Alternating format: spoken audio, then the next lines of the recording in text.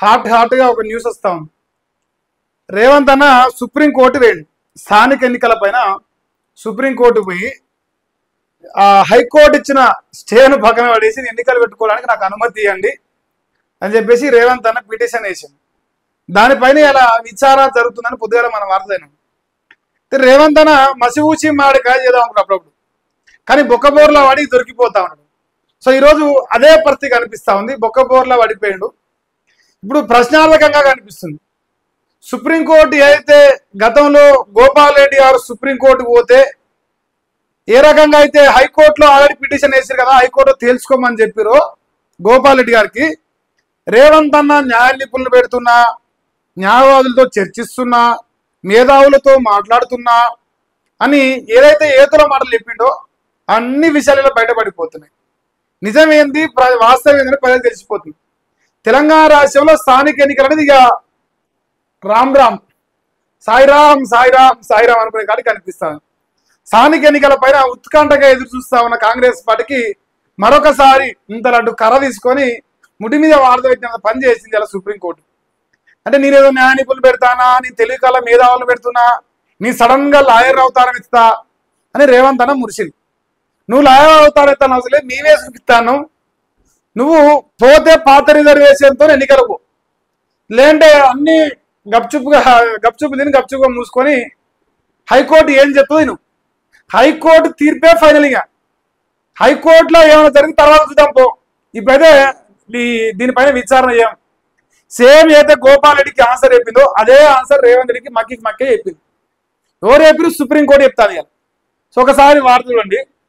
ఇప్పుడు స్థానిక ఎన్నికలు ఎలా అనేది ఇక్కడ ప్రశ్నార్థకంగా కనిపిస్తున్నాయి.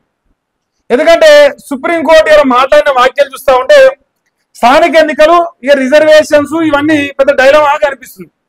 మరి ఎన్నికలు ఎలాగనేది ప్రజల లోపల ఒక చర్చ అయితే జరుగుతున్నది.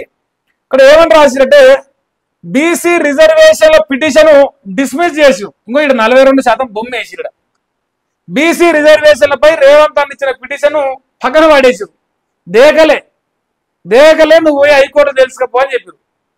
సో దానివల్ల ఇప్పుడు రేవంత్ అన్నకు చాలా బాధ అవుతుందంట. సో పిటిషన్ డిస్మిస్ చేశారు. హైకోర్టులోనే తేల్చుకోవాలన్న సుప్రీం. జీవో నెంబర్ 9 పై గతంలో స్టే విధించిన హైకోర్టు దాన్ని సుప్రీంలో సవాలు చేసిన రాష్ట్ర సర్కారు.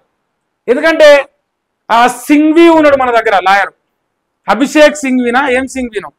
సో సింఘ్వి లాయర్ ఉన్నాడు, రేవంత్ అన్న లాయర్ అయ్యిండు, జడ్జ్ అయ్యిండు, ఇంకా అన్ని అయ్యిండు, ఇక రేపు ఇంకా ఏమైనా కావచ్చు.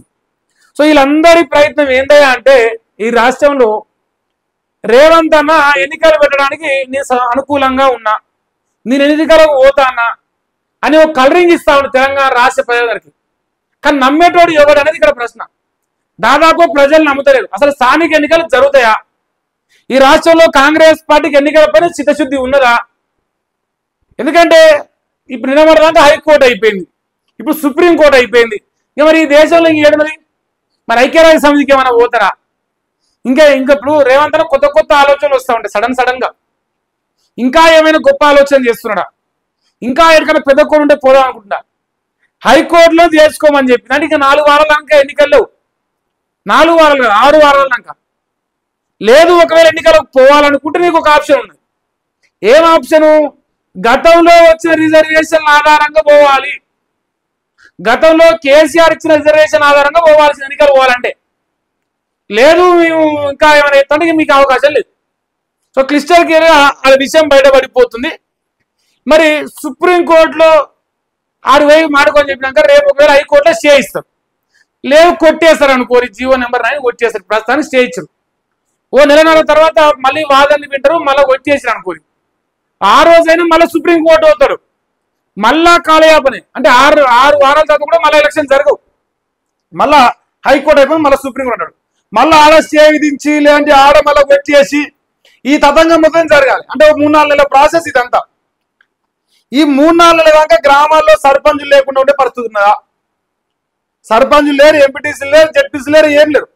ఇంకో రకమైన చర్చ వస్తుంది. ఇలా క్యాబినెట్ భేటీ జరుగుతుంది ప్రస్తుతానికి. ఆ భేటీలో ఏం చెప్తాడో ఇక ప్రజలందరూ ఎదురు చూస్తారు. అంటే వాళ్ళు ఏమంటారంటే ఇంకో అరుదైన స్టేట్మెంట్స్ ఇస్తావు. ఈ రాష్ట్రంలో కాంగ్రెస్ పార్టీ ఆ గ్రామ పంచాయతీ ఎన్నికలు పాత రిజర్వేషన్ ఆధారంగా పోయి ప్రజలు ఏమనుకుంటారో చెక్ చేసుకున్న తర్వాత మళ్ళా ఎన్నికలు పెడతామంటారు. సో ఇది ఇన్ని రకాలుగా వీళ్ళ లోపల చర్చ జరుగుతుంటే మరి సుప్రీంకోర్టు ఇట్లా ఇంతలాంటి బాంబు తీసుకొచ్చి రేవంత్ రెడ్డి తలకాయ మీద వాళ్ళు కొట్టడం ఏమైంది? రేవంత్ రెడ్డికి గుడ్డ అయింది. ఇప్పుడు అదే ఇది ఏం కాలే, మన్ను కూడా కాలే. లాయర్లను ఇచ్చి మాట్లాడతానా, చర్చలు పెడతానా, సుప్రీంకోర్టు పోతానా, ఢిల్లీకి పోతానా, ఏడికి పోయినా పొడిచింది ఏమి లేదు, గాడిద గుడ్లు తప్ప ఏడికి పోయినా అది అసలు తేటతెల్లం అయిపోతున్నాయి ఆ విషయం. ఇక జీవో నెంబర్ 9 పేట గతంలో స్టే విధించిన హైకోర్టు అట, దాన్ని సుప్రీంలో సవాల్ చేసిన రాష్ట్ర ప్రభుత్వం. హైకోర్టులో పెండింగ్ ఉన్నందున విచారణ చేయలేము, కావాలంటే ఇది పాయింట్, కావాలంటే పాత రిజర్వేషన్లతోనే ఎన్నికలకు వెళ్లాలన్న సర్వోన్నత న్యాయస్థానం. ఇప్పుడు ఇది పాయింట్. ఒకవేళ రేవంత్ రెడ్డి ఎన్నికలు పెట్టదలుచుకుంటే పాత రిజర్వేషన్లతో ఎన్నికలకు మాకేం అభ్యంతరం లేదు. ఎందుకంటే అది 50% కోటాను దాటలేదు. ఈ 50% దాటకుండా నువ్వేమేం చేసుకో, ఇంకా నువ్వేమేం చేసుకో, మాకు సంబంధం లేదు. అది ఎంత చేసుకో, ఎస్సీ ఎస్సీలకు తగ్గిస్తావా, ఇంకొక తగ్గిస్తావా, ఇంకేమైనా చేసుకుంటా, మాకు సంబంధం లేదు. కానీ మా లెక్క అయితే 50 చూసుకొని నువ్వేం చేసుకున్నా మాకు సంబంధం లేదు. లేదంటే అన్ని సైలెంట్ గా సపోర్ట్ చేయకుండా ఇది చేసుకొని మరి ఆ పాత రిజర్వేషన్ ప్రకారం పోవచ్చు.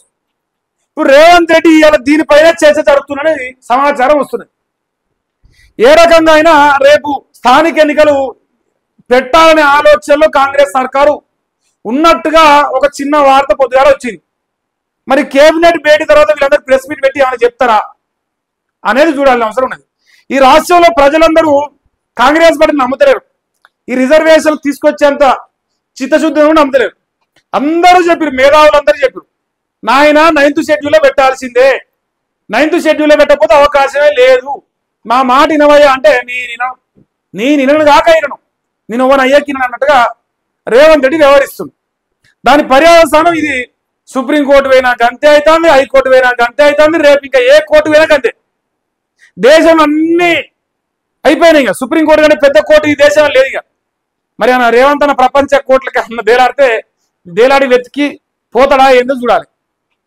మరి స్థానిక ఎన్నికల పైన పోతాడనుకుంటానా, నేనైతే స్థానిక ఎన్నికలు పెడతాడనుకుంటానా.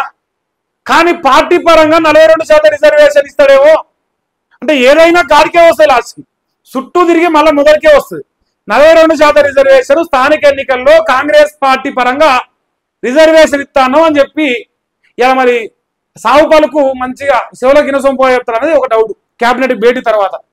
సో ఒకవేళ క్యాబినెట్ భేటీ తర్వాత వాళ్ళు ఏమైనా ప్రెస్ మీట్ పెడితే అది మీ అందరికీ లైవ్ స్ట్రీమింగ్ పెట్టే ప్రయత్నం చేస్తాం. అయితే ఇప్పుడు అందరి ప్రశ్న దీనిపైనే, స్థానిక ఎన్నికలు ఎలా, అందరి దృష్టి కేబినెట్ వైపు. ఈరోజు జరుగుతున్న కేబినెట్ భేటీ, సో ఇప్పుడు ప్రస్తుతానికి జరుగుతుంది, ఇంకేం ఫైనల్ కాలే. ఇంకా వాళ్ళేం ప్రెస్ మీట్ పెట్టి మీకు ఈ ఆలోచన చేస్తామని చెప్పలే ఇంకా బయటికి. కానీ మనం ఏం జరగబోతుందో ఎదురు చూడాలి. పాత పద్ధత వెయిట్ చేయడమా, పార్టీ పరంగా రిజర్వేషన్ ఇచ్చి ముందుకెళ్తారా, కీలకంగా మారిన మంత్రివర్గ నిర్ణయం. ఈ రోజు అయితే ప్రస్తుతానికి ఈ రాష్ట్రంలో మంత్రులందరూ మీటింగ్ ఏర్పాటు చేసుకొని ఏదైనా సరే ఎన్నికలు పెట్టాలి అనే ఎజెండాగా అయితే చర్చ జరుగుతుందో దానిపైన అతి కొద్ది సమయంలో నిర్ణయం బయటకు వచ్చే అవకాశం ఉంది. మరి మంత్రులు ప్రెస్ మీట్ పెట్టి ఇక పొన్నం ప్రభాకర్ పొంగుకుంటూ మాట్లాడతాడా అనేది చూడాలి మనందరం. నేను అనుకుంటా ఉన్నా కాంగ్రెస్ పార్టీ పరంగా ఎన్నికలకు రిజర్వేషన్లో ఈ బీసీలకు పార్టీ పరంగా సీట్లు ఇచ్చి ఎన్నికలకు పోతుంది. ఈ రోజు వాళ్ళ నిర్ణయం గదే అనుకుంటాను. హైకోర్టులో ఫాయిదా లేదు, సుప్రీంకోర్టులో ఫాయిదా లేదు, ఇంకా ఏడికి పోయినా అవకాశం లేదు. 9th షెడ్యూల్లో పెట్టి పోరాటం చేసి తెచ్చేంత దమ్ము మన కాళ్ళు లేదు, అది ఓపెన్ సీక్రెట్. సో ఏ రకంగా చూసుకున్నా ఇంతలాంటి గాడిదగుడ్డే కనిపిస్తుంది. మరి రేవంత్ రెడ్డి ఏ క్షణమైనా తన యొక్క చిలక పలుకులు పలికే అవకాశం కూడా ఉన్నది. మరి ఎప్పుడు పలుకుతారా, ఏం పలుకుతారా అనేది ఎదురు చూద్దాం. మరి నా ఉద్దేశం అయితే ఎన్నికలు వస్తాయి అనుకుంటున్నా. ఈ రోజు నిర్ణయం అదే కావచ్చు అనుకుంటాను. మరి రేవంత్ అని ఏం చెప్తానది ఉత్కంఠగా ఎదురు చూస్తారు.